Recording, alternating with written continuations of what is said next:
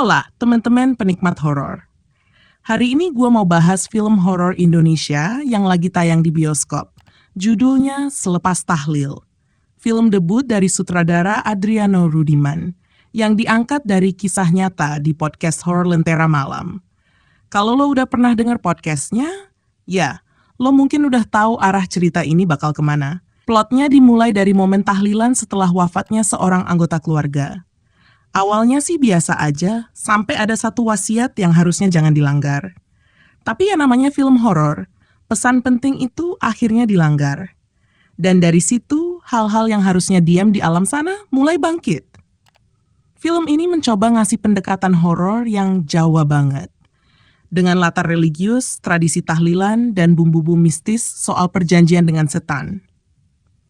Tapi sayangnya, cerita ini nggak dalam-dalam amat. Nggak banyak eksplorasi psikologis soal duka atau konflik keluarga.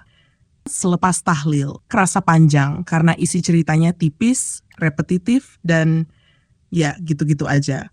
Beberapa adegan terornya juga kurang gigit. Openingnya bahkan gagal bikin atmosfer mencekam. Padahal nih ya, pembuka itu penting banget buat ngehook penonton. Dan ketika sampai klimaks, kita cuma disuguhi adegan rukiah yang flat. Gak ada tensi, gak ada gebrakan baru. Visual horornya juga standar. Penampakan mata merah cukup oke, tapi sisanya pocong, entitas gaib, dan bapak yang katanya mengerikan malah kelihatan kayak hantu karbitan. CGI-nya pun gak maksimal. Logat Jawa para pemain juga acak-acakan.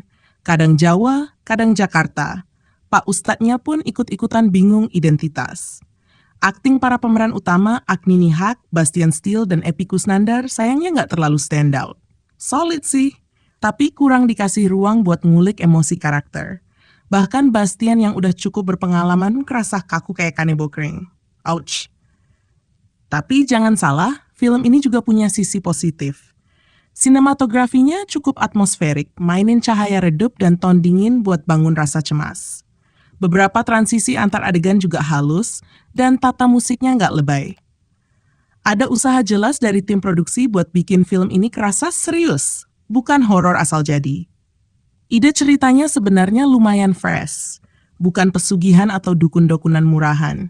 Tapi sayangnya, alur cerita yang ngambang, logika yang bolong, dan ending yang datar bikin film ini kurang meninggalkan kesan. Dan buat lo yang udah denger versi podcastnya, yes, versi podcast lebih ngeri dan ringkas. Filmnya malah terlalu dibumbui klinik sampai jadi ribet nggak perlu. Jadi kesimpulannya, Selepas Tahlil, itu punya niat baik dan fondasi cerita yang menjanjikan. Tapi eksekusinya masih setengah matang. Masih bisa dinikmati kalau lo nggak terlalu rewel soal logika dan akting. Tapi kalau lo tipe penonton yang nyari horor dengan kedalaman emosi dan atmosfer mistis yang benar-benar nempel, mungkin film ini bukan buat lo. Rating pribadi gue, 5,8 dari 10. Bisa ditonton, tapi bukan yang bakal lo inget seminggu setelahnya. Itu dia review singkat dari gue. Kalau lo udah nonton, share dong pendapat lo di kolom komentar. Jangan lupa like, subscribe, dan nyalain notifikasi karena masih banyak review film seru lainnya yang bakal gue bahas. Dope.